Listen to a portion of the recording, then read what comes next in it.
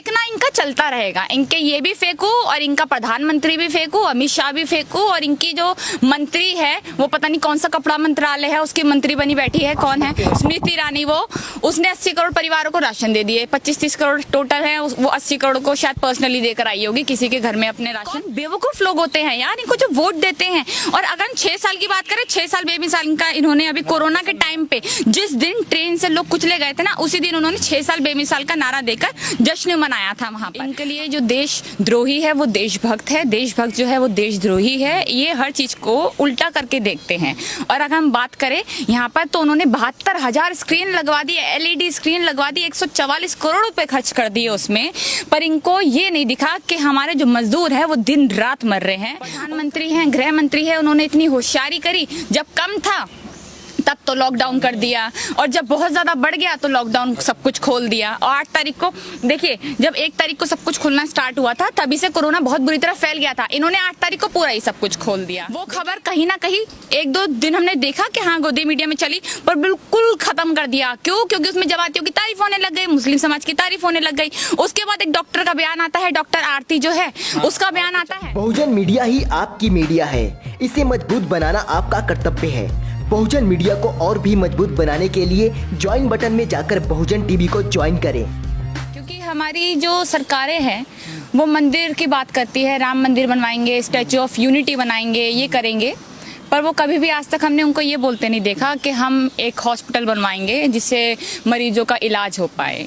मतलब यहाँ पर राम मंदिर की बातें होंगी क्योंकि उससे वोट बटोरने हैं, कि हॉस्पिटल से तो कोई वोट बटोरेगा नहीं ना, हॉस्पिटल से तो वोट आते ही नहीं। आप लोगों के लिए, इनको क्या लगता है कि लोगों के लिए काम करना राजनीति नहीं है, लोगों को बेवकूफ़ बनाना राजनीति है। इनकी राजनीति ये है कि आप क्या कहते हैं, हिंदू मुसलमान की राजनीति करके लोगों को बेवकूफ़ बनाएं। और अगर हम इसी की बात करते हैं यहाँ पर कि डॉक्टर्स हो गए हमारे, तो डॉक्टर्स की तो पहले ही बात आई, जो PPE किट्स की बात थी यहाँ पर हमारी, ये व्यवस्था देख लेते हैं हम। जो PPE किट्स की बात आई, वहाँ पर इन्होंने PPE किट्स में भी घोटाला कर दिया। मतलब इनको वो भी देना पड़ा, इस्तीफा देना पड़ा बीजेपी के इस्तीफा भी देना पड़ा प्रदेश अध्यक्ष को।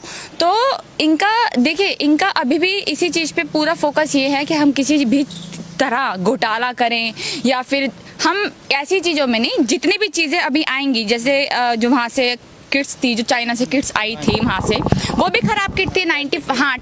टेस्टिंग किट थी, वो भी खराब थी। 95% उसका यूज जो था वो बिल्कुल बेकार था, 5% यूज हो रही थी। वो बाद में ये पता चला, जब तक पता नहीं कितना कोरोना फैल चुका होगा, बाद में ये पता चला कि भैया वो कोरोना किट जो है वो खराब है। और दूसरी जगह से जो आनी थी वो सस्ते में मिल रही थी, पर एक गुजरात का व्यापारी था तो इसके लिए उनको किट खरीद ली उन्होंने इतने महंगे में। और इनफैक्ट जिसने खरीदी वो ही इंडिया को महंगे में बेच रहा है। इंडियन ने ही खरीदी और इंडिया को ही महंगा बेच रहा है, वो 250-300 महंगा। इनके लिए सारी नाजायज चीजें वो जायज हैं, ठीक है। इनके लिए जो देशद्रोही है वो देशभक्त है, देशभक्त जो है वो देशद्रोही है। ये हर चीज को उल्टा करके देखते हैं। और अगर हम बात करें यहाँ पर, तो उन्होंने 72,000 स्क्रीन लगवा दी, LED स्क्रीन लगवा दी, 144 करोड़ रुपए खर्च कर दिए उसमें, पर इनको ये नहीं दिखा कि हमारे जो मजदूर है वो दिन रात मर रहे हैं। उनका दिन रात उनको भूखे मरना पड़ रहा है कि बच्चे की प्रेग्नेंट जो है वो अपने बच्चों को भी खो रही है। इनफैक्ट उनके परिवार उनको भी खो देता है क्योंकि हॉस्पिटलों में इलाज नहीं है, हॉस्पिटल्स में बेड नहीं है। मतलब हमारी व्यवस्था देखिए। और हमारे भारत के लिए इन्होंने हर चीज में कहा था ना, इनको किस्मत वाले या बदकिस्मत चाहिए आपको। तो देखिए हम कितने किस्मत वाले हैं कि हमारे पास बीजेपी सरकार है। हम बलात्कार में पहले नंबर पर आ गए हैं। उसके बाद जो हमारे यहाँ भेदभाव होता है, क्या कहते हैं, नस्ल भेदभाव हो गया या फिर रिलीजन में भेदभाव हो गया, उसमें हम पाकिस्तान से भी ज़्यादा ऊपर आ गए हैं। पाकिस्तान अपने आप को सेक्युलर कंट्री नहीं कहता है, हम बहुत बड़े सेक्युलर कंट्री है। उसके बाद भी यहाँ पे हिंदू मुसलमान का भेदभाव होता है और उसमें हम बहुत आगे आ गए हैं, टॉप 10 देशों में से एक आ गए हैं हम।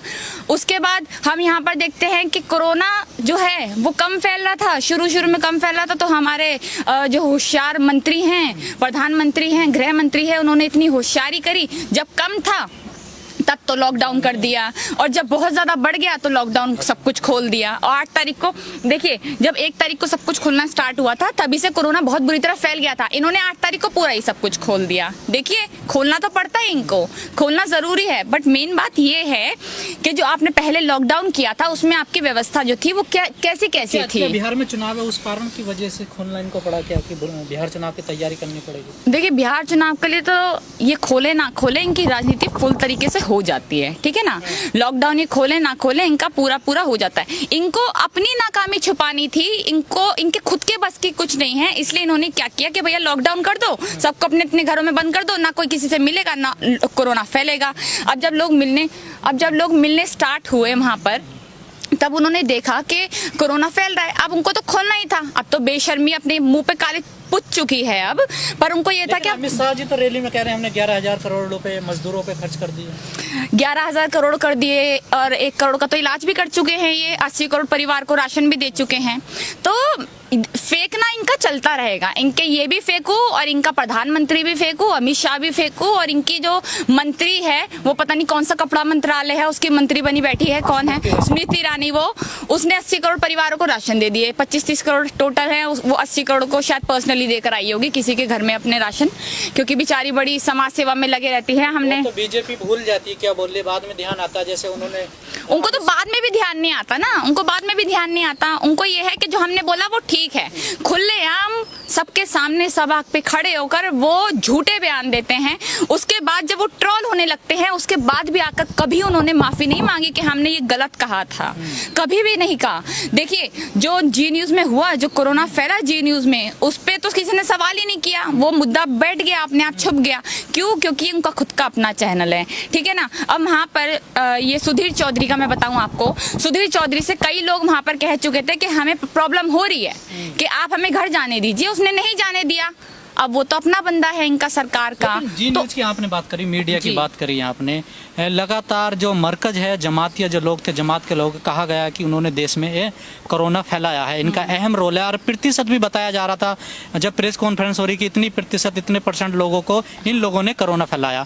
लेकिन जब जी न्यूज के ऑफिस में कोरोना होता है, या संबित पात्रा में लक्षण पाए जाते हैं, या RSS के ऑफिस में कई लोग पॉजिटिव पाए जाते हैं, तो क्या ये लोग भी जमात के लोगों से मिले हुए थे? हाँ, शायद ये लोगों ने फैलाया है, जो ये मौलाना साद है ना, उनसे मिलकर आए होंगे शायद, ये पर्सनली इन्होंने मीटिंग की होगी। तो हमारे संबित पात्रा को भी कोरोना हो गया। वैसे आज मैंने उसको सुबह ही डिबेट पे देखा, बड़ा सूख सा गया है वैसे तो, पर जब भी वो आ गया, मतलब ये सोचिए कि आप एक बात सोचिए, जो एक नॉर्मल पेशेंट होता है ना, हमारा कोरोना का पेशेंट है, वो जाएगा अपना इलाज कराने के लिए। पहले बात तो उसको कोई घुसने नहीं देगा हॉस्पिटल में, कि बहुत सारे पेशेंट्स हैं, स्टिल उसको घुसने भी दिया। उसके बाद वहां पर 10 दिन में, 15 दिन में उसकी रिपोर्ट्स आएंगी। यहाँ पर हमारे मंत्री देख लीजिए, उनकी 1-2 दिन में रिपोर्ट आ जाती है, 10-15 दिन में वो तंदुरुस्त होकर डिबेट में आ जाते हैं। ये तो हम देखते हैं।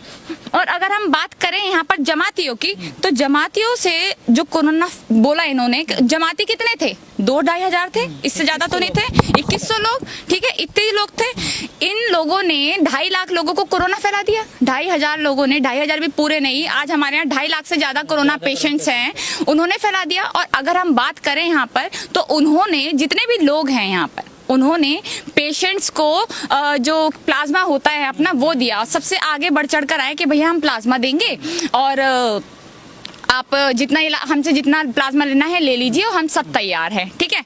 वो खबर कहीं ना कहीं 1-2 दिन हमने देखा कि हाँ गोदी मीडिया में चली, पर बिल्कुल खत्म कर दिया। क्यों? क्योंकि उसमें जमातियों की तारीफ होने लग गई, मुस्लिम समाज की तारीफ होने लग गई। उसके बाद एक डॉक्टर का बयान आता है, डॉक्टर आरती जो है, उसका बयान आता है। हाँ, उसने ये बोला कि जो ये जमाती हैं या फिर जो मुस्लिम समाज के लोग हैं, उसने पूरा बोला है ये बात कि मुस्लिम समाज के जो लोग हैं, वीडियो में वायरल हुआ ये पूरा, कि जो मुस्लिम समाज के लोग हैं उनको तो मैं पेशेंट्स मतलब आए तो उनको मैं पहले ही इंजेक्शन ऐसा दे दें कि वो मर जाएं। मैं उससे हर्षवर्धन से बात करूंगी, इनको लेटर लिखूंगी इस तरह से, उसने बोला। मतलब इतनी नफरत फैला दी है आपने इस देश में, इतनी ज्यादा नफरत और हीन भावना फैला दी है कि इतने पढ़े लिखे लोग जो डॉक्टर है, MBBS की डिग्री लेके बैठे हैं, वो ये बात कर रहे हैं कि कौन हिंदू है कौन मुसलमान है, वो ये बात कर रहे हैं। एक वहाँ का IS SP जो है उसने ये बोल दिया कि जय भीम नहीं बोलेंगे, और हाँ जय भीम नहीं बोलेंगे, बोलेंगे और जय भीम बोलेंगे तो आपको FIR हो जाएगी आपके। और अपने ही पुलिस कर्मियों को बोला है उसने, क्योंकि जो वो वायरलेस फोन होता है उस पे वो जय भीम बोल रहे थे। तो इसलिए मतलब शर्म करो, जिस इंसान ने तुम्हें आज यहाँ पर खड़ा करने पर वो किया है, मतलब सब कुछ उसने ही, मतलब एक तरीके से होता ना, हमारे बाबा साहब ना होते तो शायद आज यहाँ पे ना होते, हम ऐसे ना। मुझे तो ये समझ नहीं आता कि ये इंसान जो है हमारे प्रधानमंत्री, ये आज इस जगह पे दूसरी बार आ कैसे गए हैं? 5 साल के बाद जो दूसरी बार, ये 6ठा साल जो चल रहा है, ये आ कैसे गए? कौन बेवकूफ लोग होते हैं यार इनको जो वोट देते हैं। और अगर 6 साल की बात करें, 6 साल बेमिसाल का इन्होंने अभी कोरोना के टाइम पे जिस दिन ट्रेन से लोग कुचले गए थे ना, उसी दिन उन्होंने 6 साल बेमिसाल का नारा देकर जश्न मनाया था वहां पर हमारे प्रधानमंत्री जी ने। हमारे प्रधानमंत्री के पास डिग्री नहीं है, हमारे प्रधानमंत्री को बोलना नहीं आता है, हमारा प्रधानमंत्री कोई भी बड़बोलापन कभी भी कर जाता है और हम उसके लिए मोदी मोदी मोदी करके चिल्लाते रहते हैं लोग। मैं ये पूछना चाहूंगी कि जितने भी लोग हैं, जितने भी भक्त हैं, अंधभक्त, मैं उनसे ये पूछना चाहूंगी कि जो लोग आपके घर में NGO से खाना देने आ रहे थे, राशन पानी देने आ रहे थे, वो आपको सरकार पहुंचा रही थी या आम लोग पहुंचा रहे थे? कई वीडियोस ऐसे देखा, उन्होंने मना कर दिया कि भैया तू मुसलमान है, हम NGO वाले गए थे, मुसलमान है तू, मतलब हम तुझसे राशन नहीं लेंगे। मतलब घर में खाने को रोटी नहीं है, राशन नहीं है, पानी नहीं है, पर जहाँ वहां पर भी हमें ये देखना है कि कौन से जात से हो तुम, कौन से धर्म से हो, उसके बाद तुमसे ये लेंगे हम, उसके बाद तुमसे नहीं लेंगे। तो अगर हम बात करें कि 6 साल की राजनीति में क्या हुआ, 6 साल की राजनीति में ये हुआ कि एक बार गुजरात में एक कांड हुआ था, उसके बाद इस बार हमने देखा जो दिल्ली में कांड हुआ। तब गुजरात में इनकी सरकार थी, आज इंडिया में इनकी सरकार है पूरे, तो हमारे दिल्ली में हो गया। और कपिल मिश्रा ने खुद सबके सामने आकर ये कहा, अल्टीमेटम देकर गया, उसके बाद ही दंगे भड़के। हमने ये देखा कि भारत पहले नंबर पर रेप में आ गया है, महिलाओं के साथ असुरक्षा में आ गया है। हमने ये देखा कि भारत जो है कोरोना की महामारी से गुजर रहा है, तो हम हल्के हल्के आगे करके बढ़ रहे हैं। 10 से आपने अभी दिल्ली दंगों की बात करी, उसमें आज ही पुलिस ने अपनी एक रिपोर्ट जो आज वो कोर्ट में पेश करेंगे, जो रिपोर्ट उन्होंने दी है, लोगों का कहना है जो दिल्ली पुलिस ने जो रिपोर्ट बनाई है दिल्ली दंगे की, वो कहीं ना कहीं एक तरफा रिपोर्ट है। अच्छा, एक तरफा। देखिए, पहली बात तो जो SI था उस दंगे में जो वो कर रहे थे, जांच कर रहे थे, उनको उनकी गाड़ी में उनका शव ही मिला, ये शायद पता ही होगा, गाड़ी में उनका शव मिला। मैं चाहती हूँ कि अंधभक्ति जान ले कि जो भी इनके खिलाफ बोलेगा उसको कुछ ना कुछ ऐसा होगा। और अगर एक तरफा की बात करें तो हम अभी मैंने सुबह सुबह उसका देखा है, कपिल मिश्रा का, उन्होंने खालिद सैफी के लिए कुछ डाल रखा है, काफी गंदा ट्वीट किया है उन्होंने कि आतंकवादी है और मुझे बोल रहे थे ये आतंकवादी है इन्होंने। और अगर हम दिल्ली दंगों की बात करें तो दिल्ली दंगे छुपके नहीं हुए, वो सबके सामने दिखाकर हुए कि किसने किए किसने नहीं किए। पीसफुल मार्च हो रहा था, किसी ने शुरुआत नहीं की, और अगर शुरुआत करनी थी तो जो पीसफुल मार्च चल रहा था वो 2-3 महीने से चल रहा था पहले ही शाहीन बाग पे, तब तो कुछ नहीं हुआ। जब इलेक्शन आने वाले थे तो देखिए, मैं एक बात बोलूंगी इस पे कि सरकार कोई कसर की नहीं होती, कोई भी सरकार हो वो राजनीति में आके राजनीति करती है और गंदी होकर ही निकलती है। तो सबने मतलब किसी सरकार ने नहीं देखा, दिल्ली में दंगे हो रहे थे, लोग मर रहे थे, 2 दिन तक 3 दिन तक दंगे बुरी तरह हो रहे थे। उसके बाद हम 3rd या 4th डे देखते हैं कि वहां पे आर्मी पहुंचाई जा रही है। तो पहले दिन दूसरे दिन नहीं पहुंचाई गई क्या? पहले दिन दूसरे दिन भी पहुंचाई जा सकती थी। आज हम ऐसी वहां पे ये पता चलता है कि लाशें जो हैं वो गटर में हैं और पता नहीं है कि कितने लोग गटर में मरे पड़े हैं।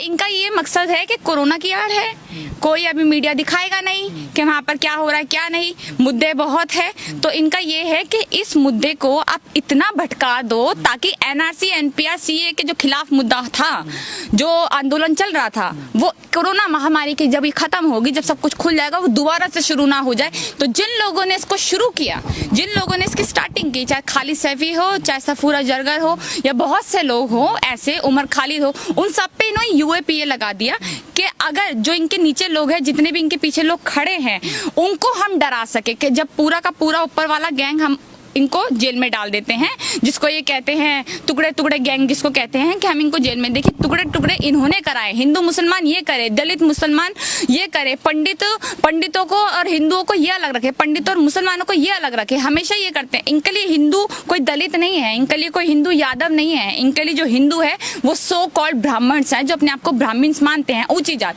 वो लोग हैं। इनके लिए ये भला ही दलित जो लोग हैं, आज हमारा दलित समाज ये है कि मैं खुद चाहूंगी कि दलित समाज के, मैं भी उसी से आती हूँ, तो दलित समाज के लोगों को समझना पड़ेगा कि हमारा अच्छा बुरा क्या है। अपने आप को काफी सारे मैं देख लेती हूँ कि वो जो गाली बकते हैं उनमें से कई लोग होते हैं, तो अपने आप को हिंदू समझना बंद करें, अपने आप को समझे कि आप क्या हैं और उसी तरह से सरकार को देखते हुए आगे बढ़े। और हमेशा, अभी नहीं, बिहार वाले चुनाव में नहीं, आगे आने वाले चुनाव में हमेशा इन दिनों को हमेशा याद रखें कि जब हमारे यहाँ महामारी फैल रही थी, लोग मर रहे थे, मजदूर सड़कों पे मर रहे थे, प्रेग्नेंट लड़कियां मर रही थी, 8 महीने का बच्चा था, उनका इलाज नहीं हो रहा था, तब उन्होंने 6 साल बेमिसाल का जश्न मनाया, 1 साल का जश्न मनाया और बीजेपी ने किसी को भी आकर नहीं देखा। हमारे अमित शाह जो है, हमारे गृह मंत्री, उन्होंने 144 करोड़ रुपए खर्च कर दिए 72,000 स्क्रीन लगा के, और 1 रुपए की मदद नहीं करी, जिसका 20 लाख करोड़ का जो वादा किया था, और 1 रुपए की मदद नहीं की लोगों की। सबको याद रखना चाहिए। बहुजन समाज से जुड़ी हर खबर को देखने के लिए बहुजन टीवी